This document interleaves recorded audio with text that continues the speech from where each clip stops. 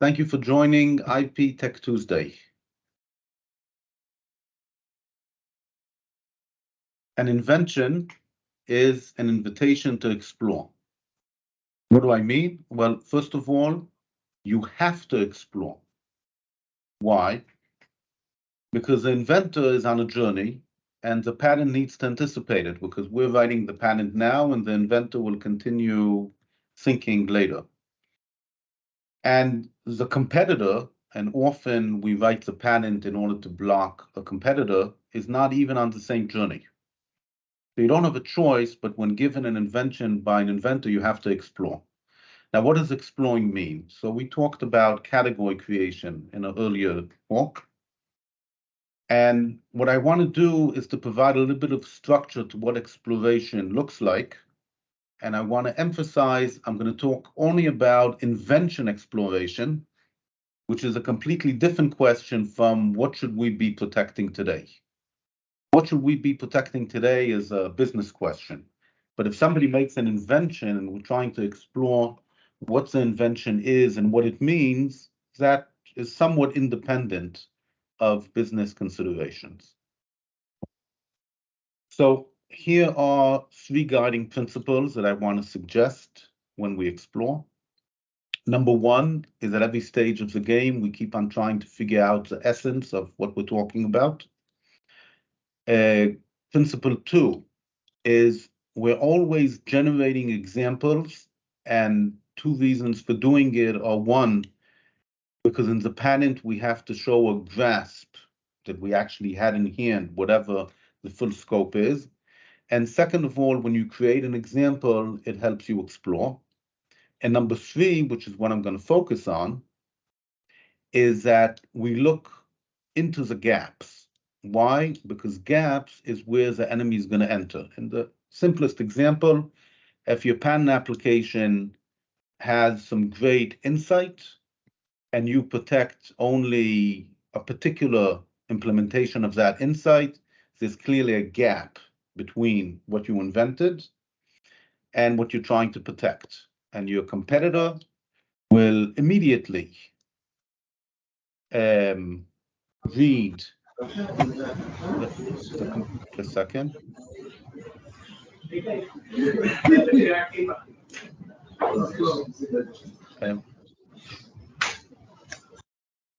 The competitor will immediately identify that and copy your insight while at the same time not infringing your patent. So we're going to talk about gaps. And in order to identify gaps, we have to have some sort of waypoints. I call them fixed points. And then we have to identify the gaps between these points. And of course, we're never going to identify all the gaps and we're never going to fill all of them. And exploring will either help us fill in the gaps part way, or they'll advise us of the risk. We talked about it when we talked about protocols, for example. If you invented a particular protocol and therefore you describe that protocol and are protecting it, the actual invention is probably significantly broader than that particular protocol. And you know that you have a risk that somebody else will find an alternative design which does that, whatever that is. One more point, I'm going to talk about problem-solving inventions. I'm not the other types of inventions, but the classic invention is we had a problem, we solved it. Okay, the stack of invention. Black is the different levels of abstraction of what the invention is, and red are the gaps, potential or otherwise. I made up some names because I haven't seen them elsewhere. First of all, there's a real problem or opportunity, which nobody knows what it is, but it's out there. Then there's a problem as understood by the inventor. Then there's what I call an insight, meaning I understand the problem differently. Maybe I reframe it in a way which helps me solve it. Then I have some sort of knowledge or maybe scientific discovery, which I use in order to solve it. Then I have what I call the flash of genius. Oh, if I take an A and a B and I put them together, it's going to work.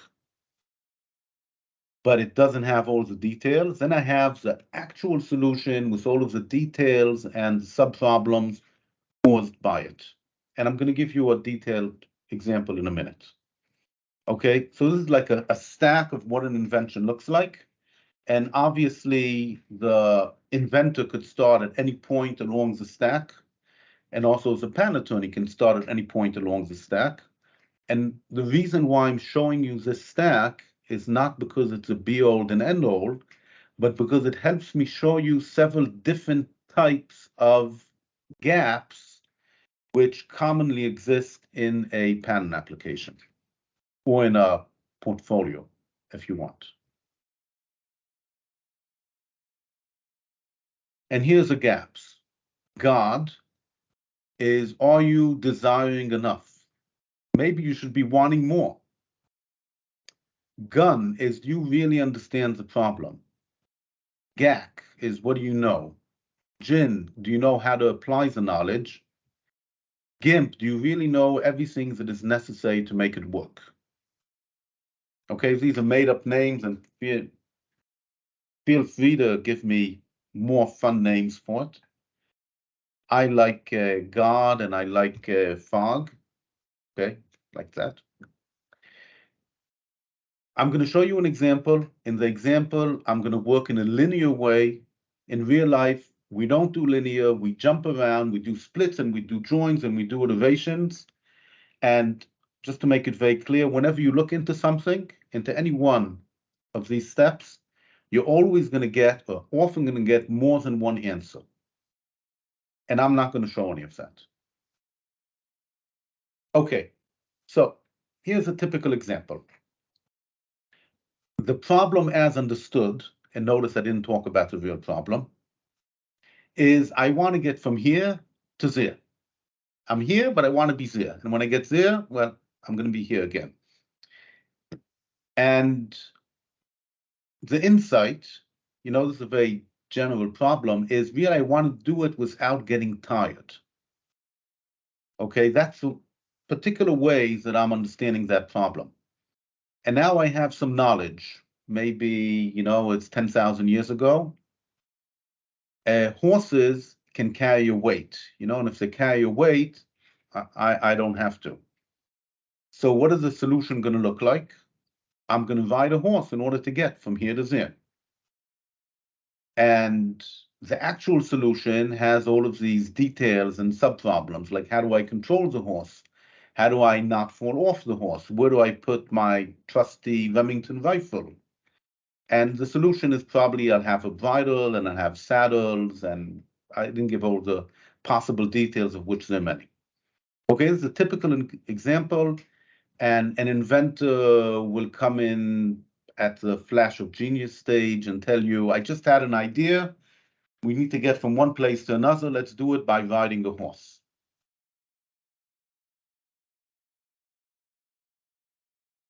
Okay, in blue, I show you what is added at each step. And then it's going to change color. So when I was going to write the patent, it was going to say ride a horse, and then the details I was going to give would be the bridle and the saddle. I wouldn't talk about stirrups, which were invented not so long ago, apparently. And I wouldn't talk about having a blanket underneath the saddle. And I wouldn't talk about a side saddle or about saddle bags. I want you to notice that I have what I called going down and what I call going up. And I'm using that just to illustrate how once you have filled in one of these cells, how you can use it in order to do exploring. So in the language here, going down means we're going in this direction, from the top down, and going up means we're going from the bottom up.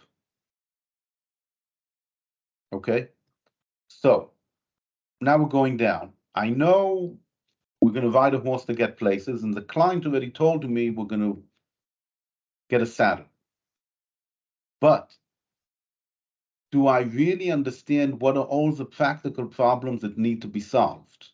Why is it so important to do it? Because if you didn't describe them, your competitor might get a patent on, I don't know, a horse blanket, and then you're stuck. In the other direction, we start from the bridle, the saddle, and ask ourselves, what else are these details good for? For horses in general, for travel, or otherwise. And then we realize that the idea of a saddle can be used for any conveyance. For example, for my broomstick. Much more comfortable sitting on a broomstick with a saddle than just on the stick itself. Okay, so you notice here we went down and here we went up. Let's continue going down and going up. Going down, I'll start now from the step, this knowledge that horses can carry weight. So the question is, what else can a horse carry except for me? Or what else can a horse do? Hint, it can pull a battle chariot or pull a wagon filled with bottles of whiskey. Going up. What else? I know the flash of genius was I can ride a horse to get places. What else can I ride to get places? Well, any animal or anything that moves. So I can ride an elephant. I can ride a log going down the river. Continue. We reframed the question as being, how do I get from place to place without getting tired? Well, can we define what it is that makes me tired when traveling? Is it the walking or the fact that I have 40 kilos on my back while I'm walking? Well, if it's a problem is that I have 40 kilos on my back while walking, I can simply hire workers or slaves and they can carry the weight instead of me. Okay, so when starting from without getting tired, we get a completely different solution. Now let's go up. What weight needs to be carried and how? And now this generates the insight that we want to carry our weight, we want to carry the luggage, we care about the distance, we care about how high we go, up or down. These are difficult things, okay? And that will lead us to the next step. The problem as understood is getting from here to there. Well, what is involved in traveling? Maybe the issue is that the road is no good. Let's go up. We decided that we want to do it without getting tired. The question is, what needs to travel? Okay, I'm going from my insight, which is that I want to travel without getting tired, and I'm asking, well, what needs to travel? Maybe only my voice needs to travel. Okay, my body doesn't. Maybe we can just do it over Zoom. Okay, and let's ask, does it actually have to be my voice? You notice I'm not going down anymore because we don't know what the problem is. Does it have to be my actual voice that travels, or can it be encoded? In fact, maybe email is good enough. Okay, so the inventor came in with the idea that we're going to ride a horse in order to get places. And by exploring his invention, using this framework, but you can use a different framework, it's not important, we actually, together with the inventor, come to the understanding that what's really bothering him, the real problem or opportunity out there that he's trying to solve, is that people need to be able to collaborate even though they're not close together. And the solution might be sending mail. I wrote email, but maybe just plain mail with, little black penny stamps. Okay, in a reliable post office. okay? And what I'm trying to show you is I didn't take some huge jump of intuition. I actually did it in a very systematic, and I don't want to use this word perhaps, but straightforward way.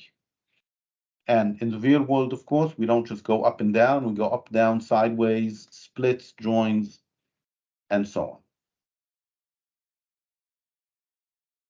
Not done yet.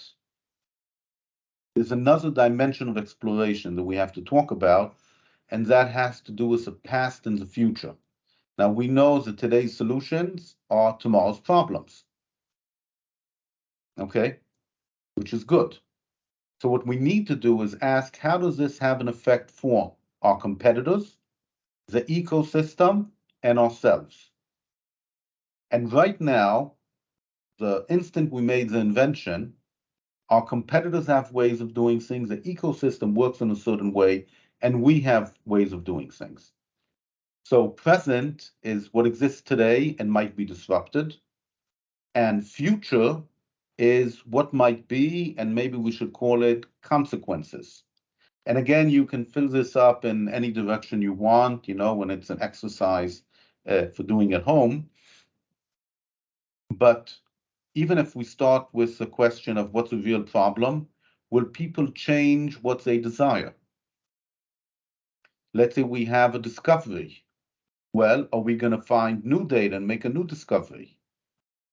Let's talk about the details. Can we reuse existing details? If we can, IP goes in one way. If we can't, IP goes in another way. Somebody has to supply batteries for an electric vehicle. Who's going to supply them? Okay, that's a look into the future.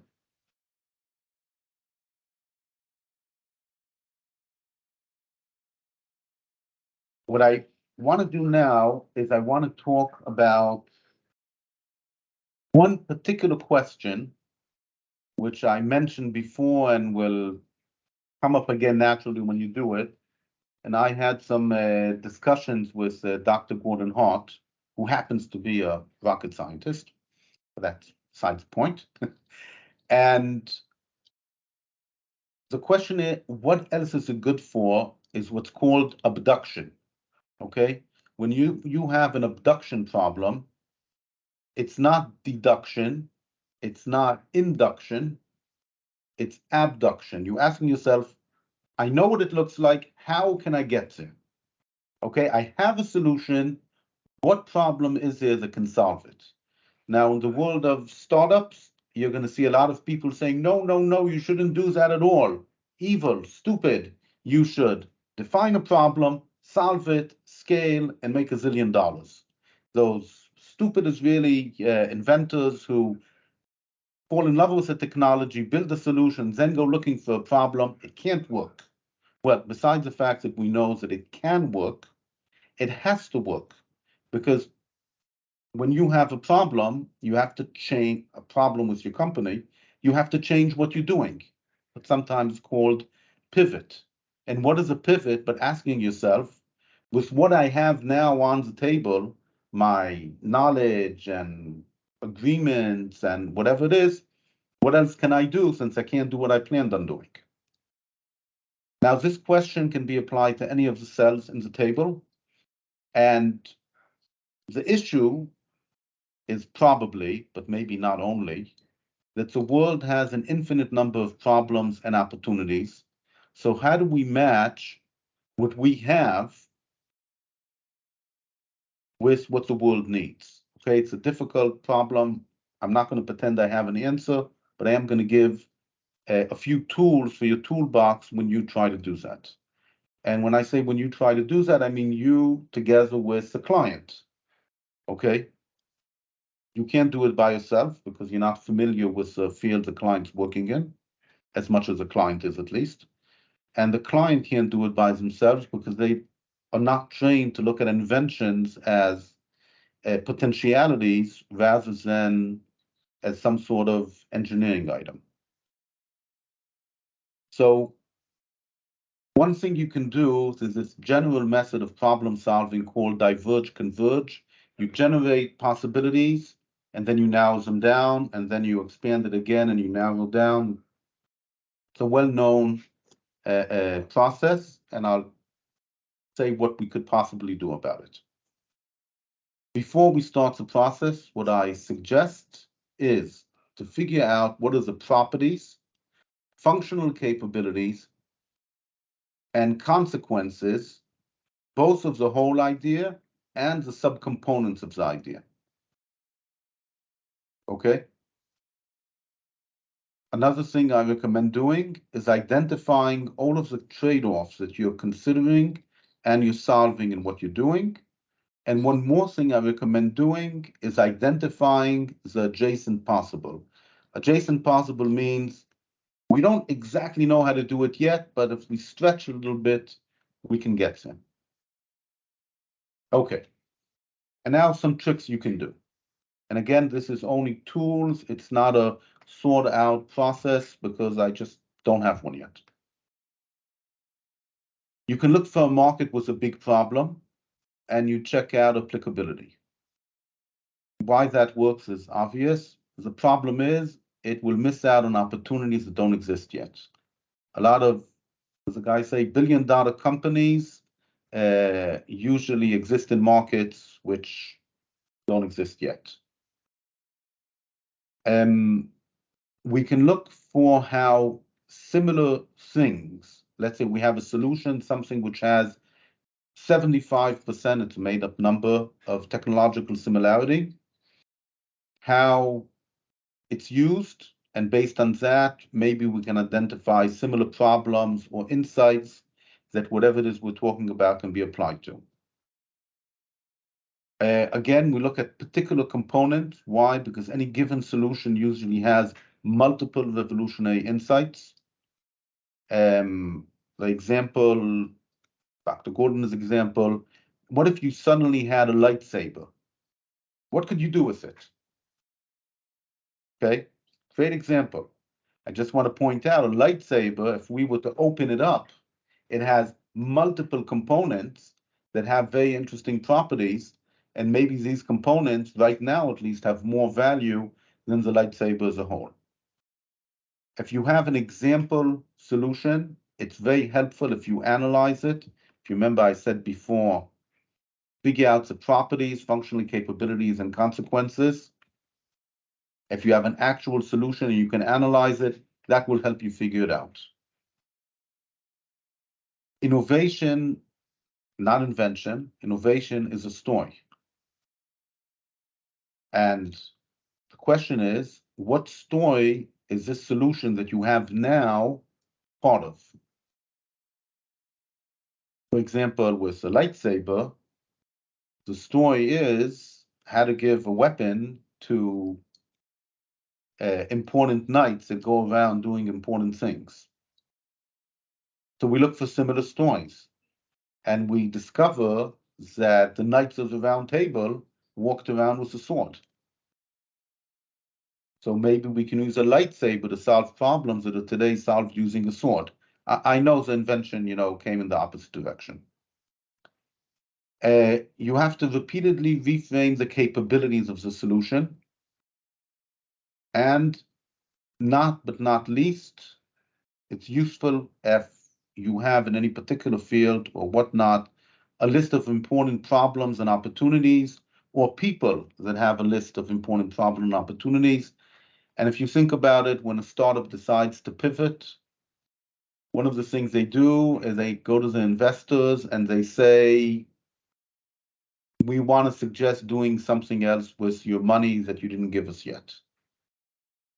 And one of the things that they hope is to meet investors who say, you know what, your technology could be used for manufacturing proteins, but instead it could be used for looking for DNA defects. That's a true story.